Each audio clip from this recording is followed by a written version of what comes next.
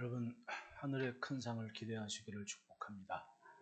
오늘 관현악부의 선율이 참 가을에 딱 맞는 그런 선율 같고 소리가 아주 풍성해지는 게 더 은혜가 됩니다. 우리 교태분과 인사하겠습니다. 고맙고 감사합니다. 힘겨운 때 믿음으로 한 주간 동안도 잘 살아주셔서 진심으로 감사를 드립니다. 예수님을 만난 사람들이 예수님의 말씀을 들었을 때 그들의 신앙과 믿음은 분명히 이전에 그 당시에 살았던 사람들을 기준으로 유대교의 전통이나 율법에서는 느낄 수 없었던 그 신앙의 영역을 충분히 경험했을 겁니다. 나면서부터 걷지 못했던 사람이 걷고 앞을 보지 못했던 사람들이 보게 되고 신기한 기적들이 굉장히 많았습니다. 예수님이 세상에 다니시면서부터 시작된 일이었습니다. 다른 복음서에 보더라도 시작부터 외치지 않습니까? 때가 찼고 하나님 나라가 가까웠으니 회개하고 하면서 하나님의 나라에 대해서 외치기 시작했습니다. 다시 말하면 예수님이 이 땅에 오시면서부터 하나님의 나라가 이 세상을 침노한 것이라고 예수님께서도 말씀을 하시죠. 3주째 말씀을 드리는 그런 본문이지만은 요한복음 5장 19절은 분명히 말씀합니다. 우리는 하나님께 속했고 저들은 어둠의 권세에 처했다. 다른 번역에서는 악한 마귀가 지배를 한다. 혹은 악마에게 처했다라는 번역을 한단 말입니다. 때로는 좀 애매모호한 번역을 보면 뭔가 확실하게 좀 와닿도록 그 부분이 아쉬워요. 그러니까 여러 가지 번역서를 봅니다만 악마의 지배를 받는다라는 구절이 정말 충격적이지 않습니까? 우리는 넉넉고 살지만은 이미 1세기 당시에서부터 사도 요한께서는 분별을 했던 겁니다. 우리는 하나님께 속한 자고 저들은 악마의 지배를 받는 자다. 세상과 확실하게 구분이 되는데 우리는 대다수의 시간을 사실은 하나님께 속한 자들의 모임보다는 악마의 지배를 받는 세상에서 더 열심히 더 많은 시간을 살아가지 않습니까? 근데 그걸 이겨내고 오늘도 하나님 품 안에서 예배를 드린다는 것이 얼마나 장한 일이고 감사한 일입니까? 그건 하나님이 우리를 지켜주셨고 매일 은혜를 부으셨기 때문에 내가 제정신 가지고 산다는 거예요. 세상은 살면 살수록 정신줄을 놓는 사람들이 너무 많습니다. 올바르지 않은 짓을 하면서도 정상인 것처럼 그렇게 스스로가 만족하고 사는 사람들이 얼마나 많습니까? 우리는 그런 세상에서 사명을 가지고 이 땅을 사는 겁니다. 뭐냐? 주님이 보내셨다. 따라합시다. 주님이 보내셨다. 오늘 본문에서는 그 모델이 되는 12제자들의 모습을 기록을 합니다. 예수께서 12제자를 불러 모으사 모든 귀신을 제어하며 병을 고치는 능력과 권위를 주시고 하나님의 나라를 전파하며 앓는 자를 고치게 하려고 내보내시며 하나님의 나라를 전파하며 앓는 자를 고치게 하시려고 제자들을 12를 내보내셨습니다. 이들이 그 시대에 그들이 살아가는 삶에서 어떤 존재감을 갖습니까? 이 사람들은 하나님의 것을 펼쳐가는 것이고 하늘의 것을 나타내고 하나님 나라의 모습을 그 시대의 사람들에게 알려주는 굉장히 중요한 접촉점이 되고 기회가 제공된 사람들입니다. 전혀 몰랐던 인생이 전혀 애매하게 허공을 치듯 살던 사람들이 이들이 세상을 행진한 순간부터 분명한 무엇인가를 보게 됩니다. 즉 전혀 기회가 없던 인생이 놀라운 기회를 갖게 됐다는 겁니다. 누가? 주님이 보내신 사람들 때문에. 병도 낫고 하나님 나라의 복음도 듣고 이들은 이전에는과는 다른 의미 있는 모습으로 자신들의 삶을 수정을 하고 회복을 하고 치료를 받고 지켜가는 그런 은혜를 경험합니다. 여러분, 우리나라를 보십시오. 우리나라 역사에서도 부인할 수 없는 것이 바로 서양 선교사님들의 헌신 아닙니까? 저는 솔직히 세계 지리과 부도를 헐버트 선교사님이 처음 만들었다는 것을 몇 달 전에 알았어요. 몇 달 전에. 그것도 모르고 살았던 거예요. 창피하게도 목사인데 공부를 그렇게 많이 했다는데 그거 하나 몰랐던 거예요. 얼마나 창피합니까? 솔직히. 그럼 그때 당시에 살았던 젊은 사람들, 우리나라 사람들은 얼마나 더 불쌍하지 않습니까? 외국에서 오신 선교사님은 세계를 얘기하는데 기껏 세계라고 알아봐야 중국, 일본뿐이 모르는 겁니다. 더 있어요? 얼마나 답답한 노릇이겠냐고. 그러니까 세계 지도를 만들어서 여기가 미국이고, 여기가 영국이고, 여기가 프랑스고, 여기가 유럽이고, 당신들이 알고 있는 중국은 여기고, 일본이고, 그걸 그때 처음 배웠다는 거 아닙니까? 창피하지 않아요? 바꿔 얘기하면 그분들이 왔기 때문에 그 시대에 살았던 사람들, 우리들에게까지 없을 뻔한 기회가 열렸다는 거예요. 기회가 생겼다는 겁니다. 여러분, 누군가에게 절망의 시대를 살았던 인생들에게 기회가 되어줬다는 게 얼마나 큰 일입니까? 선교사님들이 와서 학교 세우고 병원 세우고 문화를 보급하고 그럼 다음 알아요. 아, 우리가 이렇게 살았던 게 좀 모자란 것이구나. 좀 부족한 거였구나. 이렇게 고쳐가야겠구나. 그리고 지금 우리나라 보십시오. 굉장한 발전을 거고 사람들이 세련됐잖아요. 당장 여러분 해외 나가보십시오. 일본 사람, 중국 사람 안 쳐줘도 한국 사람은 쳐준다니까. 왜 한국 사람들은 정말 아주 질서도 바르고, 예? 외국 항공사도 한국 사람들 많으면 그렇게 좋대. 왜냐하면 30분 전부터 줄을 서준대. 여러분 비행기 가요. 딱 서잖아요. 줄을 서잖아요. 그러면 마지막 사람 타고 앉고 비행기 문 닫힌 다음에 거기서 그 순서대로 출발을 해요. 그럼 비행기 출발 시간이 만약에 11시에 출발한다. 그럼 11시에 출발 못하는 이유는 문 닫을 시간 되는데 안 오는 사람들 때문에. 왜냐면 문 닫힌 순서대로 출발을 해야 되는데 시간이 정해져 있어도 그거 앞뒤거든요. 그러니까 내가 정해진 출발 시간이 11시인데 10시 50분에 문 닫았어. 그러면 11시 출발할 수 있어. 근데 이러고 저러고 막 순서 밀리고 늦게 왔어. 그러면은 비행기 못 떠나요. 그 순간 잠깐 놓치면 인천공항 보십시오. 막 5분, 3분 간격으로 출발하는데 순서 놓쳐버리면 30분, 1시간 뒤로 들어가는 거예요. 우리나라 사람이면 좋대. 30분 전에 다 탑승을 한대. 문만 열리면. 그리고 뭐 말하지 않아도 안전벨트 다 메고 앉아있고 기가 막히게 아주 질서정연하대. 아주 좋대. 그렇게 칭찬받는 것도 아니까 그러는 거 아니에요. 옛날 우리나라 농담도 못 들었어요. 비행기 탈 때 신발 벗고 탔다고. 그랬었는데 얼마나 세련된 사람이냐. 그게 뭐 때문에 이루어지는 겁니까? 여러분 이게 복잡한 게 아니라 따지고 거슬러 보면 어느 시대를 살았던 분들이 정말 좋은 문화나 가르침이나 기회들을 되는 만남이 있었고 접촉점이 있었기 때문에 되는 일이에요. 주님이 무엇 때문에 뭐가 하셔서 제자들을 그렇게 보내시겠습니까? 아무것도 준비하지 말고 그저 나의 복음에 순종하고 충성하는 모습으로만 그 땅을 행진해라. 그런데도 주의 말씀 순종하며 나아갔더니 하나님의 말씀을 전했더니 복음을 듣는 사람마다 병도 낫고 기가 막힌 은혜를 경험하게 됩니다. 기회가 됐다는 거예요. 뭐 때문에? 주님이 보내신 사람들 때문에. 따라합시다. 믿으면 닮는다. 여러분 세상이 아무리 각박하고 문제 많은 세상이라 할지라도요. 예수 닮은 사람들이 이 땅을 살면 세상은 반드시 하나님의 것을 알게 되고 느끼게 되고 믿게 되는 겁니다. 그러니까 이런 때일수록 우리가 그게 중요한 거예요. 예수 믿는 사람들이 예수님, 하나님을 신뢰했던 믿음의 그런 정체성과 문화는 지켜가야 된다. 제가 요즘 이렇게 사진을 요즘 명절 지나고 깜짝 놀랐던 게 하나가 있습니다. 뭐냐면 예전에는 우리 권사님 장로님들 집안에도 명절에 예배드리면 그래도 가족 이름으로 헌금은 했었거든요. 내가 그거 보고 기도하지. 아, 가족 예배드리라고. 근데 이번에 보니까 가족 예배 예물 드린 집이 한 집뿐이 없는 거야. 그래서 내가 깜짝 놀랐습니다. 내가 목회를 지금 잘못하고 있구나.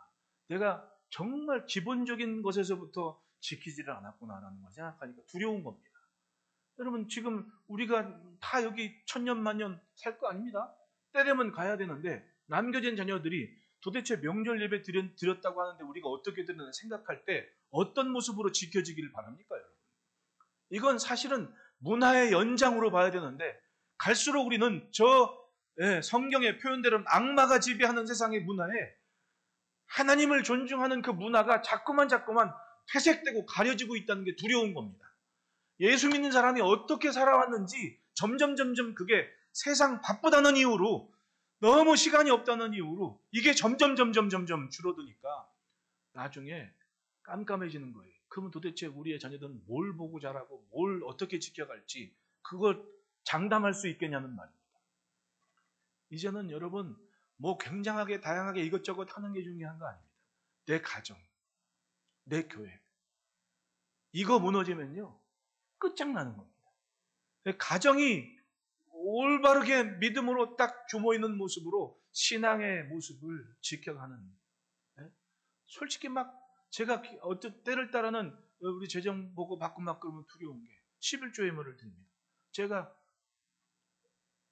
우리 아들도 처음 11조를 드렸을 때 창피하지만은, 창피한 것도 아니죠. 열심히 일했으니까. 군대에 갔을 때 첫 예물을 이제 드리고 다음 달 이제 11조를 내는데 20만 원을 하더라고. 그러면은 1년 반이나 대위가 됐어요.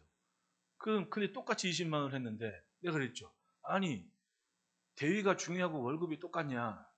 알고 봤더니 중위 때 좀 더 드린 거야. 그런 거죠, 사실은. 예. 우리는 안 그렇습니까? 그러면 만약에 막 10년 내리 11조가 똑같으면 나는 두려운 거야. 아니, 일은 죽어라 하는데 왜 진급을 안 시키고 왜 월급이 그대로입니까? 라고 난 기도하는 건 솔직하게 한다고 그러지 않습니까? 나는 솔직하다니까요. 어떤 분들은 나 행복하고 기분이 좋아요. 막 내가 막 승진한 것 같고 내가 잘 되는 것 같아서 기분이 좋아서 하나님 이 집이 더 복을 받아야 됩니다. 그래야 큰일을 합니다. 솔직한 내가 애비의 마음으로 드리는 기도 아니겠습니까? 맞습니다. 여러분, 작은 거 하나 무너지면 그 다음 자녀들에게 우리의 집이, 우리의 가정이, 우리의 신앙이 이렇게 지켜온 거야. 그거 할 말이 없어지는 거라니까요. 무너진 건 한순간입니다. 우리는 책임감을 가져야 돼요. 우리 시대에 주님이 나를 보내셨다라는 믿음을 가질 때 내가 살아가는 내 말과 삶의 흔적과 접촉점이 누군가에게는 생명의 기회가 되고 누군가에게는 하나님을 바로 알게 되는 계기와 기회가 되어야 될 거 아닙니까? 그게 우리의 의미라는 겁니다. 거창한 것보다 가장 가까운 관계에서부터 그걸 지켜가고 그것을 감당해 갈 때부터 우리의 신앙이 견고해지고 미래가 있는 거예요. 미래가 있는 거. 그게 바로 우리들의 선대들의 신앙 아니었습니까? 성장하는 거, 잘 사는 것만 좋아하면 안 됩니다. 그러면 지금 우리는 어떻게 살아야 됩니까? 라는 질문을 항상 스스로에게 하지 않으면 의미 없이 악마가 지배하는 세상에 휘둘려 사는 교회는 점점 멀어져.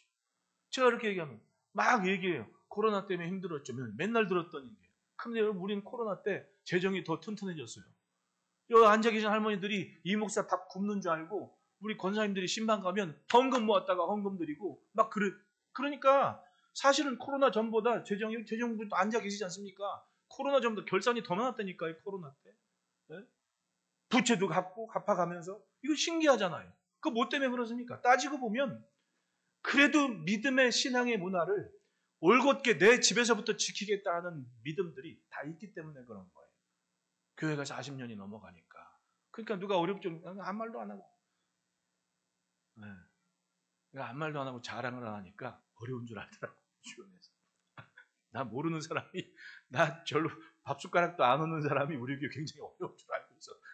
그것도 다른 분 통해서 들은 얘기야. 깜짝 놀랐습니다. 그래요? 나 그 사람하고 말도 안 섞는데? 어떻게 하라는지, 누가 이상한 소문을 내는지. 세상이요, 그렇게 넓지가 않더라고. 네? 몇 달이 건너면 다 들리더라고. 그러니까 누가 나가서 안 좋은 소문 하고 다니는가 봐, 소문을. 어디 가서 들었는지 우리 교회가 지금 굉장히 어렵대. 그게 내가, 참 신기하네. 세상이 참 좁네. 복잡하지 않습니다. 여러분, 세상에 여러분들처럼 그렇게 팬데믹 기간에 또 넣어서, 그러니까 결승할 때 보면 해마다 성장을 하고 해마다 더 은혜롭게 되니까 깜짝 놀라죠. 제 주변 친구들이나 어떻게 그러냐고, 어떻게 요즘 같아 그게 건강한 성도분들이 있냐고. 그게 내가 은근 마음이 뿌듯합니다. 하지만 그럼에도 불구하고 우리의 문화, 우리의 가정이 그만큼 소중한 의미가 있다는 것이 가르쳐져야 됩니다. 지켜져야 됩니다. 그래야 이 견고함이 지속되고 발판이 돼서 더 큰 성장과 더 큰 은혜로운 일들을 해갈 거 아닙니까? 여러분, 주님이 보내신 삶이라는 믿음에 그런 확신을 갖고 우리의 삶을 지켜갑시다.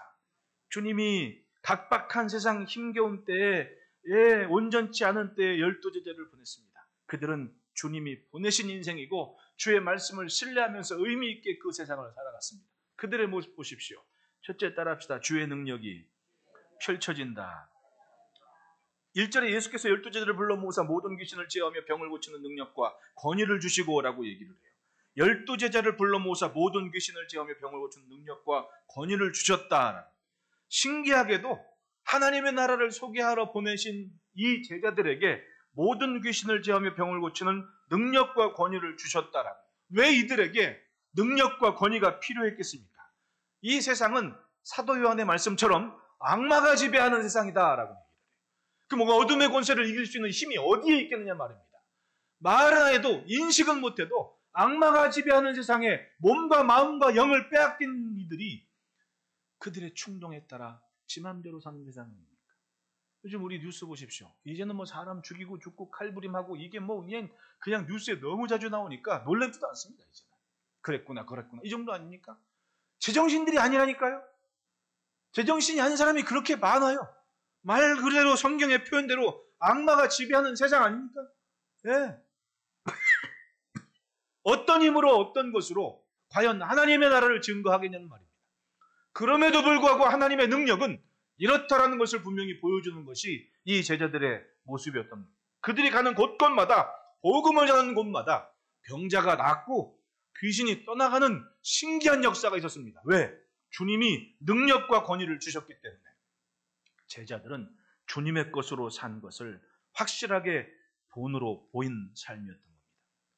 따지고 보면 당장에 이것저것 전도하러 나갈 때 옷도 갖고 이것도 갖고 일주일 여행 가기를 막 트렁크 2개도 가져가고 막 그러는데 얼마나 많은 게 필요하겠습니까? 그런데 달랑 능력과 권위만 주시고 보낸 겁니다. 이것이 첫 여행이었습니다. 그런데 갔더니 정말 주님 말씀처럼 원하는 것, 뜻을 이루는 것까지 자신의 삶이 사용되는 걸 본 겁니다. 왜? 능력과 권위를 주셨기 때문에. 눈에 보이는 것보다 보이지 않는 것이 중요할 때가 있습니다. 무엇을 신뢰하느냐, 어떤 것을 순종하느냐. 이들에게는 순종하는 믿음이 전부였습니다. 나머지는 주님의 것입니다. 그러니 그 주님이 능력과 권위를 주시고 주를 신뢰하는 이들이 보내졌을 때 그들이 가는 곳곳마다는 무엇이 나타나겠습니까? 자기들의 것, 어부들의 것, 세리의 것이 나타나는 게 아닙니다. 주님의 것이 그들을 통해 흘러나온 거예요. 할렐루야. 그렇습니다. 우리가 기도하고 믿음으로 말씀 듣고 살아가는 순간순간마다 언제 어느 곳에 거하건 뭐가 흘러나옵니까? 주님의 것이 우리의 삶을 통해 나온다는 거예요. 그래서 사람들이 주의 은혜를 알게 된다는 겁니다. 할렐루야. 그러니까 여러분 더 잘 사시기를 축원합니다. 더 복되시기를 축원합니다. 세상과 다른 무엇인가 우리에게 있다라는 것을 증거할 만큼 잘 되시기를 축복합니다. 나는 신앙생활이 무슨 도 닦는 거라고 생각하지 않습니다. 지극히 세상에서 정상적으로 보편적인 삶에서 조금도 모자람이 없는 은혜가 있어야 된다고 생각을 해요. 내가 무슨 인도의 성자도 아니고 나도 하고 싶은 거 있고 나도 이루고 싶은 거 있고 그것이 주의 뜻보다는 과하지 않게 그래도 보편적인 삶을 살아가면서 사람들이 볼 때도 야, 잘 되는구나 라는 게 있을 때 그게 은혜롭지. 솔직하지 않습니까? 네? 이거 무슨 피골이 상접해가지고 나는 1년 내리 금식을 한다 어쩐다 아무리 잘하면 뭐 할 거예요. 삶이 무너지면 모든 게 무너지는 거예요. 안 그렇습니까? 그런데 삶이 복되면 모든 사람들이 좋아해요. 부럽습니다. 그리고 닮고 싶은 겁니다. 안 그래요? 그것이 바로 지금 우리들의 삶이고 자녀들의 미래가 되어야 되지 않습니까? 이게 솔직한 목사의 마음이에요. 내가 무슨 도 닦는 사람도 아니고 세상에서 누릴 거 누리면서 조금도 모자람이 없이 당당하게 주의를 행하는 그런 배짱은 있어야 될 거 아닙니까? 그건 바로 우리들의 개개인의 삶인 거예요. 그러니까 막 축복 기도도 하고 왜냐하면 우리에게 주신 것은 주의 능력과 권위입니다. 그것이 저 세상에서 신명기의 복은 뭐라고 얘기합니까? 머리가 될지언정 꼬리가 되지 말게 하시고라는 기도를 하면서도 우리는 마치 고행하듯이 인도의 성자처럼 그렇게 신앙생활하는 것이 잘 되는 걸 줄 압니다. 여러분 신앙은 남에게 보이는 게 아닙니다. 나 스스로가 은혜를 받고 복을 누리면서 아브라함처럼 아브라함이 세상 누구보다 존중받는 사람 아닙니까? 욥 보십시오. 대단하지 않습니까? 왜 우리는 말씀을 보면서 야곱이니 욥이니 요셉이니 좋은 것 다 얘기하면서 신앙생활은 무슨 수도승처럼 살라고 그렇게 얘기를 해요. 나는 그건 아닙니다. 솔직해야죠.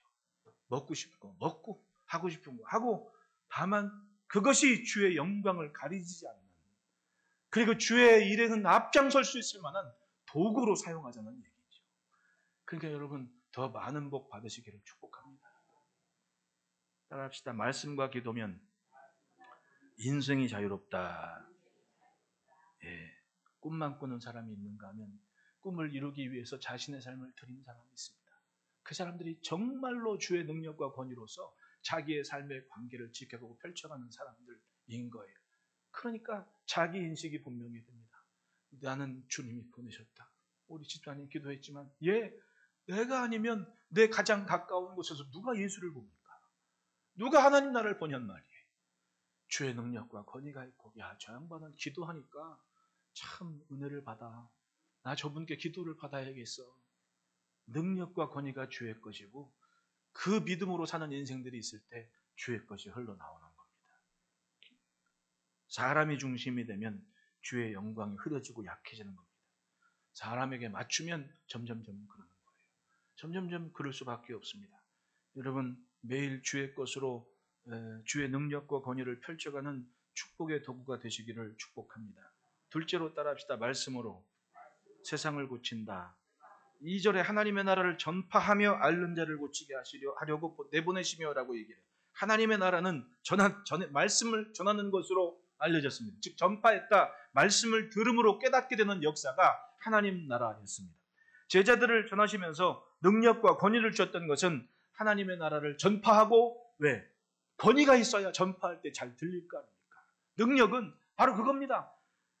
앓는 자를 고치기 위해서. 이것은 별개의 일이 아니었습니다. 하나님 나라의 복음을 전파하면 그 과정에서 놀라운 치료 역사가 있었습니다. 생각과 마음이 바뀌는 겁니다. 내 마음이, 생각이 말씀을 들음으로 변화됐습니다. 그랬더니 자신의 삶이 달라지기 시작합니다. 걸을 수 있구나. 뛸 수 있구나. 볼 수 있구나. 그렇게 생각과 마음이 정리가 되네. 뭐 때문에? 들은 것 때문에. 하나님의 나라의 복음을 들었을 때 자신들의 삶의 현실은 나라로 잃고 집과 전도도 빼앗기고 여기저기 유랑하는 현실이지만 하나님 나라의 복음을 들었을 때 내가 천국을 가졌구나라는 걸 깨닫는 순간 저들은 은혜를 받았고 그 시대에 하나님의 백성의 삶을 지킬 수 있을 용기를 갖게 되지 않습니까? 뭐 때문에? 들었기 때문에. 그 다음 온전치 않은 사람들이 전부 온전함을 잊기 위해서 예수를 만나려고 기도를 받으려고 그리고 주님 앞에 서기 위해 그렇게 몰려왔다는 얘기입니다. 말씀을 전했고 그리고 들었던 거예요. 맞습니다. 말씀으로 세상을 고치는 겁니다. 조금이라도 신중하게 조금이라도 강력하게 하나님의 말씀을 가슴판에 새길 때에 내 생각이 지켜지고 내 마음이 지켜지고 울타리가 생기는 거예요. 제가 이렇게 보니까 지난주에 설교를 딱 보니까 35분 했더라고. 35분을 딱 끝내고 하니까 얼굴이 왜 이렇게 밝어 다들. 그리고 딱 보니까 재정부도 1시 반 대가 끝났는데 1시 5분에 끝나더라고. 그러니까 설교 시간이 짧아서 은혜를 받은 것 같아. 내가 보니까 다 웃으면서 집에 가더라고. 그래서 내가 앞으로는 좀 짧게 해야겠다. 왜냐하면 지훈이가 자꾸 노려보고 있거든. 지난주에 지훈이가 제일 은혜 받았어. 왜냐하면 한 47분 하는데 갑자기 30분 끝내니까 들이다 망고 갖고 하나. 제가요 팬데믹 때 얼마나 좁아지긴 하겠습니까? 그러니까 못했던 걸 막 갖다 해야 되고 막 붙여야 되고 이게 끝장이다 나는 그러니까 이 시간이 막 딴 때보다 한 10분 늘어나고 15분 늘어나고 알고 보면 그렇게 됐던 거예요. 이해를 하십시오. 그러니까 짧은 날도 있고 긴 날도 있지만 할 말은 해야 되지 않습니까? 왜냐하면 이 말씀은 어떻게든 내 생각과 마음의 경계가 되고 울타리가 되는데 이거 무너지면 삶이 무너져 버리는 겁니다. 들은 게 있어야. 그러니까 말을 없고 해주는 얘기가 없으니까 명절에 가정 예배 때 예물 드리면서 지켜왔던 것도 다 깜깜하게 잊어버렸잖아요. 왜? 들은 적이 없거든. 어른들은 다 했어. 하고 나서 어른들은 다 뭐 직장 생활하는 것도 아니고 뭐 사업을 하는 것도 아니고 다 어른들이야. 내 형편이 있지 않습니까? 근데 젊은 사람이 열심히 성장하는 사람들도 그걸 까먹어버린 거예요. 전하는 사람이 없거든. 근데 그걸 알았어요. 그걸 안 거예요. 그러니 여러분 가정 안에서도 작은 것 하나하나 어련히 알아서 하겠지보다는 지킬 걸 지킬 수 있는 용기를 심어주시기를 바라요. 그게 바로 움직이는 주의 말씀인 겁니다. 삶에 간섭하는 하나님의 말씀. 말씀이 전파되면 세상은 변했습니다. 사도 바울이 말씀을 전할 때 보십시오. 말씀을 강론한 이후에 사도행전 19장 11절에 하나님이 바울의 손으로 놀라운 능력을 행하게 하시니 심지어 사람들이 바울의 몸에서 손수건이나 앞치마를 가져다가 병든 사람에게 얹으면 그 병이 떠나고 악기도 나가더라. 병이 낫고 악기가 떠나는 역사는 그것이 있기 전에 어떤 역사가 있습니까? 사도 바울께서 밤낮으로 날마다 말씀을 강론하고 말씀을 듣더라라는, 그러니까 하나님의 말씀을 들은 사람들에게 기적도 있고 은혜가 있는 것이지, 전하는 자도 없고 듣는 자도 없으면 그냥 그대로 사는 겁니다. 귀신에 사로잡혀서 악마의 지배를 받으면서 살 수밖에 없는 게 세상인 거예요. 여러분, 내가 착하다고 세상에 착하다고 절대로 착각하지 마십시오. 내가 착한 건 주님의 은혜입니다. 듣는 것이 있고 믿게 하신 것이 있기 때문에 저 세상은 악마의 지배를 받는다는 긴장감이 있어야 되는 거예요. 그래야 내 삶의 규모를 지키죠. 내 자녀들의 삶을 뭐로 지키겠습니까? 그것 때문에 말씀 듣고 기도하고 깨우침이 있는 만큼은 내 삶을 단도를 해야 된다는 거예요. 그러니까 복음을 전하는 일에 주저하지 맙시다. 제가 이번 총회 기간 동안에 나도 모르게 눈물 흘린 시간이 있었는데, 그게 저 고신 측의 손현보 목사님이, 제가 그분 교회를, 그 교회 그 부임해 가서 한 얘기를 제가 목회 자료 찾으면서 많이 읽었었거든요, 사실은. 왜냐면 논두덩이 없는데 사람 30몇 명 되는 교회 가가지고 지금 7,000인가 8,000명 모인다고 그렇게 얘기하는데, 그분 그거에 거기 뭐 성가대도 없어요, 그냥. 근데 그 교회 성들이 좋아하는 게 주일 밥상을 그렇게 좋아해요. 목장끼리 밥을 먹는데, 점심을 먹는데 애들까지 다 좋아해가지고 막 자리가 모자라서 막 잔디밭 치고 뭐 다 앉아가고, 심지어는 뭐다가 예배당, 본당, 강대상까지 돗자리 피고 점심밥 먹는 게 자랑이에요. 좋지 않아요? 얼마나 솔직해요. 뭐 이것저것 무슨 종교 예식이 아니야. 솔직한 영의 양식과 육의 양식이 행복한 교회가 되고, 그리고 교회가 막 몇천 명이 된 겁니다. 부럽더라고요. 뭐 그렇게 막 가운 입고 뭐 노래 잘하고 이런 사람도 없어. 그냥 즐거운 거야, 식구들 만나는 게. 근데 그분이 우리 총회 협상에 인사 시간 와가지고 하는데 막 마이크 잡자마자 울더라. 그게 딴 게 아닙니다.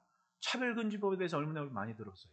뭐 십몇 년 전부터 해왔던 얘기고, 영국 변호사가 와가지고는 막 눈물로 호소를 했던 일인데, 영국이고 독일, 미국까지 교회가 다 이제는 차별금지법 때문에 그걸 피부로 느끼지는 못하고 있지 않습니까? 왜? 지금 괜찮으니까 괜찮은 줄 알고 있는 거예요.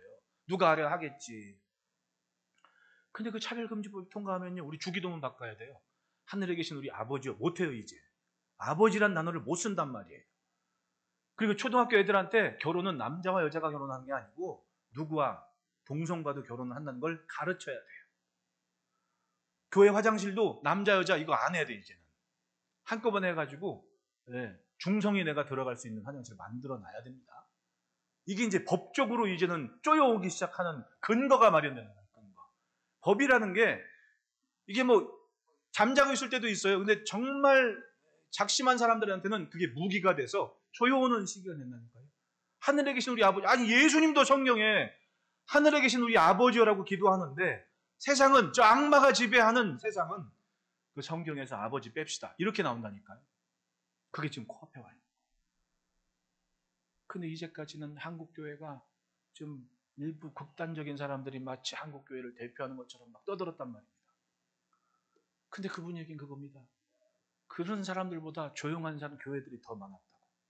이제는 조용히 잠자코 있던 교회들이 목소리를 내야 될 때라 울어요. 나도 듣고 보니까, 야, 이건 몇십 년 전부터 들었던 얘기인데 그 심각하지 않은 것처럼. 왜? 지금 당장에 아무 일이 없으니까. 근데 앞으로는 심각하겠구나. 애들 학교에서부터 이제 무너지기 시작하겠구나. 작년 6월에 미국의 감리교는 그거 차별금지법 때문에 교단이 정책적으로 법을 수용해가지고 이제 그 미국 감리교 교단 안에 한국인 목회자들이 반대를 했단 말입니다. 우리 교회는 반대합니다. 그 성명서까지 내고. 근데 그 감리교 연회에서 11시 예배하는데 연회에서 한 사람을 보낸 겁니다. 보내가지고는 그 설교하고, 목사님 설교했는데 손 들고 막, 그 목사님 무슨 일이냐고. 연회에서 왔는데 발언 기회를 달라고. 그 목사님이 연회라고 그러니까 자기 소속관 형이니까, 그러면 설교 시간이지만 1번만 발언권을 드리겠다고. 그 연회에 왔어요.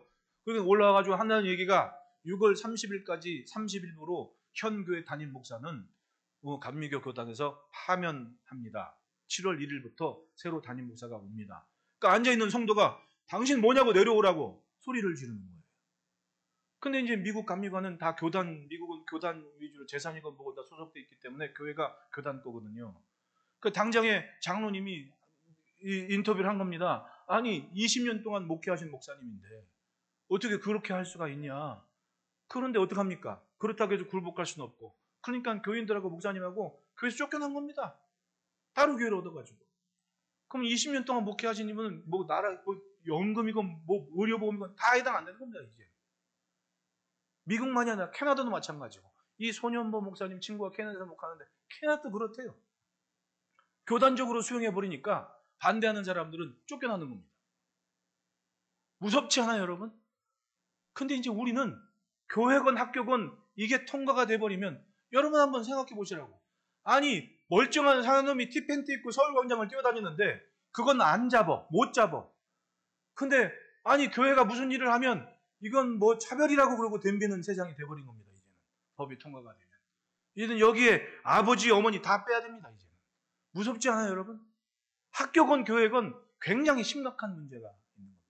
그래서 이렇게 보니까 내가 뭐 광화문 어쩌고저쩌고 촛불이니 어쩌고저쩌고 사실은 성도들한테 그런 얘기 일절 안 했습니다.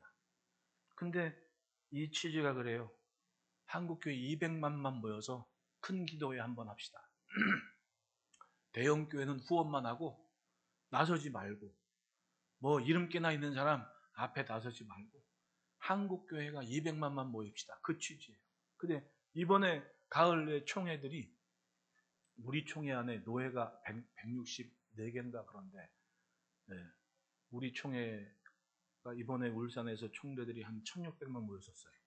근데 총회 내에서 그분 발언하고 결의를 했습니다. 이건 교회적으로, 교단적으로 참여하기로 하자. 우리만이 아니고 통합 측 결의했죠. 합신 측 결의했죠. 이분 고신 측 결의했죠. 그러니까 우리는 서울이니까 괜찮아. 저 부산에 있는 고신 측은 주일날 예배 하다 말고 올라와야 되거든. 그러니까 자기들끼리 그랬대. 이게 맞냐? 주일날 예배 안 드리고 가는 게 맞냐? 근데 합의를 봤대. 오는 버스 안에서 예배를 드리더라도 이 일만큼은 동참하자. 그러니까 심각한 겁니다. 아는 사람들한테는. 인식하는 사람들. 미래가 달린 문제고 신앙만이 아니라 교육마저도 이제 무너지게 돼 있는 거예요. 아주 뭐 미국 변호사들도 지금 난리가 났습니다. 근데 그게 코앞에 와 있다는 얘기예요. 도대체 우리는 이 시대에 어떻게 하나님의 나라를 지켜가야 하겠냐는 말입니다.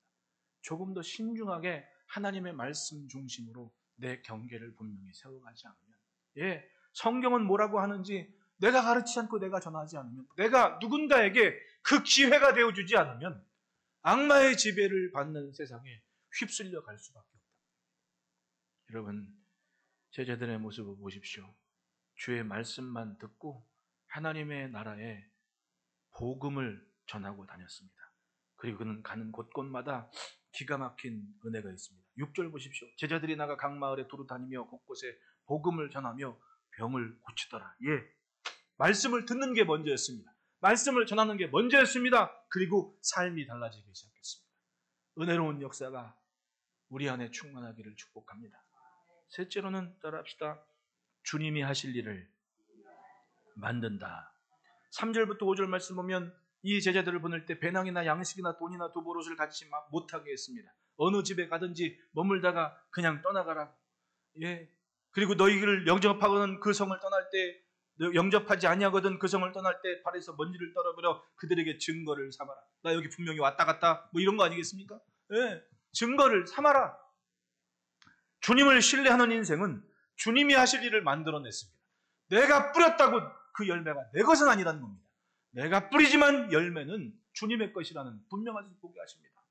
아무것도 갖지 말라. 내가 수고한 거, 내가 애책 시간인 거 이게 생각하게 되지요. 근데 주님 보내실 때 그런 거 준비하지 말고 내 말만 듣고 가. 지팡이도 준비하고 옷도 준비하지 말고 그냥 가. 순종했습니다.